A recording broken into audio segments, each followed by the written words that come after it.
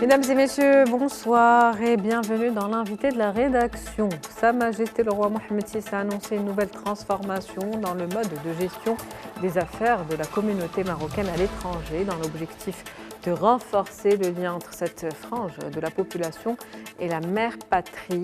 Un discours prononcé à l'occasion du 49e anniversaire de la glorieuse Marche verte.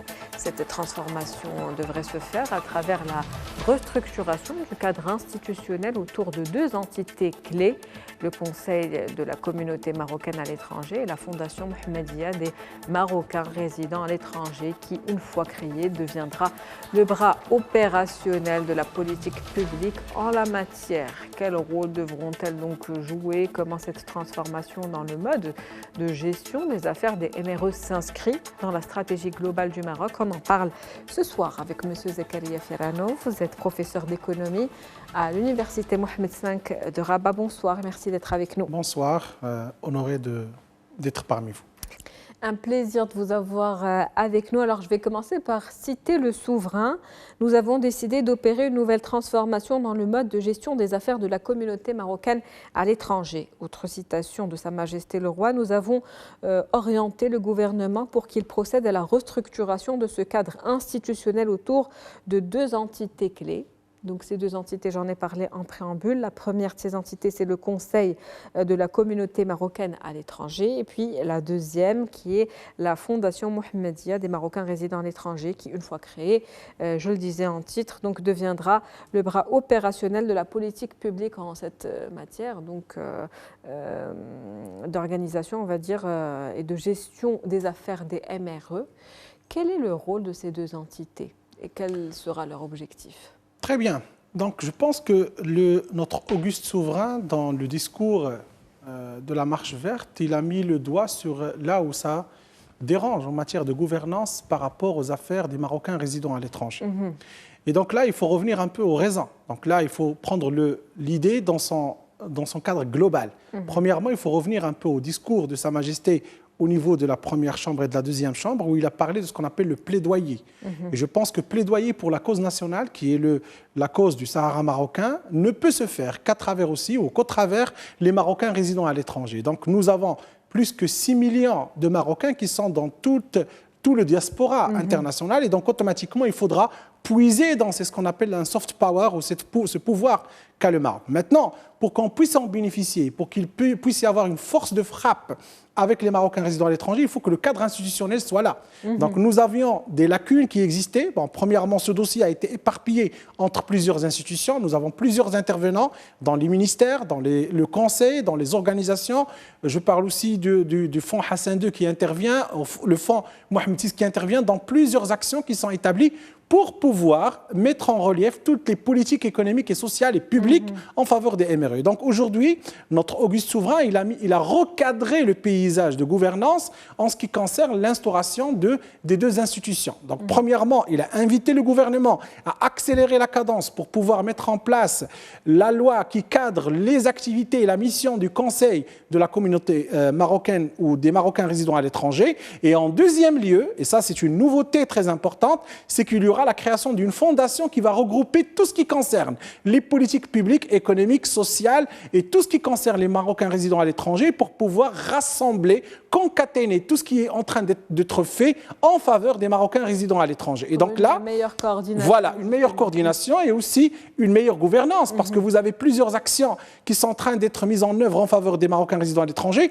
mais vous n'avez pas un cadrage. Ils peuvent se chevaucher. Vous avez un épuisement de fonds budgétaires. Vous avez également des actions qui ne peuvent pas arriver à leur efficacité totale et donc automatiquement, il faut une force de frappe qui soit unique avec une seule gouvernance bien établie. C'est ce qui va être fait avec la Fondation Mohammedia qui vient d'avoir le jour sous les instructions de Sa Majesté le roi Mohammed VI. Et donc ce cadre, je pense, premièrement, il va permettre d'avoir une clarté par rapport aux actions publiques et par rapport aux politiques publiques et également, il va essayer de recentrer les actions en faveur des Marocains résidant à l'étranger pour arriver à une plus grande efficacité. Dans l'objectif, c'est quoi? C'est de premièrement garantir aux Marocains résidant à l'étranger les meilleurs dispositifs en matière de politique économique et sociale et qu'ils puissent bénéficier de tous les avantages qui sont en leur faveur et qui existent aujourd'hui. Deuxièmement, réfléchir à un nouveau cadre de politique publique qui peut favoriser la vie des Marocains résidant à l'étranger. Et troisièmement, c'est ça le plus important, c'est de pouvoir les aider pour qu'ils puissent arriver à leur mission de plaidoyer, de soft power et également de pouvoir financer aussi l'économie marocaine parce qu'ils contribuent énormément à ce qu'on appelle l'économie marocaine d'aujourd'hui. Donc, centrer aujourd'hui les actions pour une meilleure, en tout cas, gouvernance. Le Maroc veut donc ouvrir la voie aux compétences et aux expertises marocaines installées à l'étranger et puis accompagner tout porteurs de projets qui souhaiteraient investir dans le royaume. Tout à fait. C'est ce que j'ai appelé le soft power. Ça veut dire nous avons cette force qui permettra d'établir des équilibres, que ce soit dans le côté économique. N'oublions pas, je rappelle juste des statistiques, les Marocains, par rapport à ce qu'ils versent à l'économie, c'est aux alentours de 100 milliards, plus que 100 milliards de dirhams. Je parle de plus de 10 milliards de dollars. C'est un chiffre énorme et ça permet... si on veut le dire directement, ça permet d'équilibrer la balance des paiements. Sa Majesté le roi Mohamed VI, il a tiré la sonnette d'alarme. Nous avons 10% de ces fonds qui sont vers l'investissement. Ça reste en deçà des attentes, ce qu'on attend des Marocains résidant à l'étranger, mais il contribue à ce qu'on appelle les investissements directs étrangers. Au-delà de ça, ça permet aussi de tisser les relations sociales entre les Marocains résidant à l'étranger et leurs familles ici au Maroc. Et ça permet de garder cet attache très important sur le plan culturel, social, mais également en termes de soutien à la consommation et à l'investissement. Et donc, arriver à mettre en place un cadre institutionnel qui sera bien établi, bien réfléchi, avec une stratégie de recentrage bien établie sur les politiques publiques et également, je dirais, des actions bien précises sur le plan culturel, sur le plan économique et sur le plan social, ça va permettre de faire bénéficier les Marocains résidant à l'étranger de ce que peut leur offrir le Maroc, comme toujours, mais également ça va permettre aussi de résoudre quelques problématiques que trouvent les Marocains. Entre autres, le souverain, il a parlé du numérique. Aujourd'hui, on a besoin qu'il y ait une administration, une fondation, c'est le rôle de la fondation, qu'il faudra simplifier les procédures pour les Marocains et surtout numériser tout ce qui est en relation avec l'administration publique. Maintenant, un Marocain résidant à l'étranger, dans des pays d'Europe, etc., on ne peut que lui offrir des biens, des services qui sont numérisés. Et donc, c'est parmi les objectifs de la mise en place de la Fondation Mohammedia qui va voir le jour, je pense, incessamment. Pour aller vers la fluidification des procédures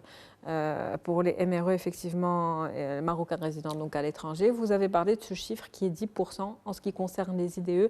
Un chiffre aujourd'hui trop faible ou en tout cas un trop grand potentiel encore à exploiter.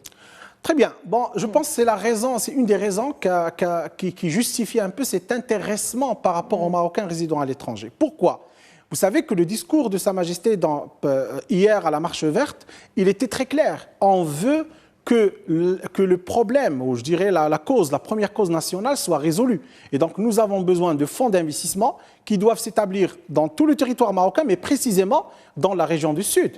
Et donc si nous avons un potentiel, c'est les Marocains résidant à l'étranger, ils arrivent à nous expatrier plus de 10 milliards de dirhams. Et donc là, ces 10 milliards, malheureusement, nous n'avons qu'1 milliard de dollars qui part vers l'investissement. Et lorsque je parle d'investissement, il faut décortiquer. Les Marocains résidant à l'étranger aujourd'hui ne trouvent dans l'attractivité de l'investissement que dans deux secteurs. Le secteur immobilier, il représente 70% des investissements des Marocains résidant à l'étranger. Et deuxièmement, vous avez 20% qui part vers les services. Nous savons très très bien qu'aujourd'hui, le Maroc s'inscrit dans une logique nouvelle d'investissement. Et nous avons des secteurs qui sont promoteurs aujourd'hui. Donc j'ai dit, nous avons dans la région du Sud 5 secteurs qui sont des secteurs des nouveaux métiers et aussi des secteurs qui sont promoteurs pour l'avenir. Et donc automatiquement, si on arriverait à drainer des investissements potentiels plus importants que 10% que vous avez cités, ça va faire bénéficier les régions du Sud, ça va faire bénéficier le Maroc, mais aussi ça va envoyer un message que notre soft power, les Marocains résidant à l'étranger, sont aussi intéressés par l'investissement dans les régions du Sud. Et là, je citerai les secteurs très rapidement. Nous avons aujourd'hui des startups sur ce qu'on appelle l'innovation en matière d'hydrogène vert. Nous avons les problèmes qui sont liés à ce qu'on appelle le solaire qui est en train d'être installé dans ces régions. Nous avons l'économie bleue qui est en train d'émerger avec le port de Dakhla, etc., etc.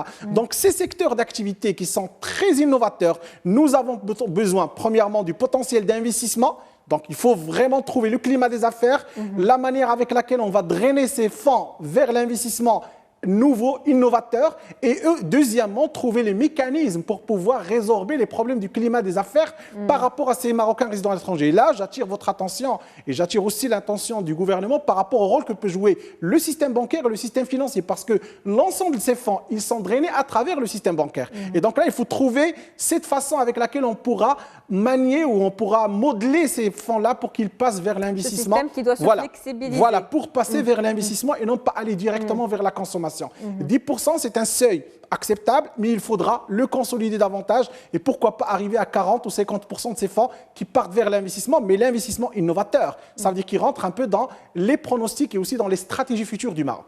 Accélérer donc la cadence dans ces secteurs aujourd'hui prometteurs et dont on a besoin, en tout cas des investissements déjà présents, mais on a besoin davantage d'investissements. Comment cette transformation dans le mode de gestion des affaires des MRE s'inscrit dans la stratégie globale du Maroc, stratégie à long terme?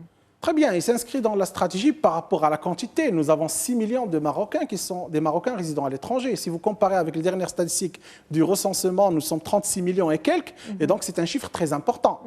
Deuxièmement, ils sont stratégiques dans le sens que vous avez des compétences très élevées dans le diaspora des Marocains résidant à l'étranger. Donc automatiquement, si on veut passer vers le créneau de technologies avancées, des avancées en matière de productivité, il faudra qu'on exploite cette fertilité de ce qu'on appelle les Marocains résidant à l'étranger. Troisièmement, sur le plan lucratif, ça représente beaucoup. C'est 100 milliards de dirhams, ça représente un équilibre pour notre balance de paiement. Et donc, si on arrive à renforcer, au lieu que ça soit comptabilisé dans ce qu'on appelle le compte courant, ça revient vers les investissements, ça serait encore plus bénéfique pour les Marocains résidant à l'étranger et aussi pour le Maroc. Dernier lieu, si on consolide les investissements, si on arrive à mettre un cadre institutionnel qui est adapté aux Marocains résidant à l'étranger, le résultat définitif, c'est qu'on va tisser encore davantage les liens sociaux, économiques entre les Marocains résidant à l'étranger de la troisième et de la deuxième génération avec leur patrie mère qui est le Maroc. Mère patrie, merci à vous, Monsieur Zakaria Firano. Je rappelle que vous êtes professeur d'économie à l'Université Mohamed V de Rabat. C'était un plaisir de vous avoir avec nous ce soir. Très partagé, merci.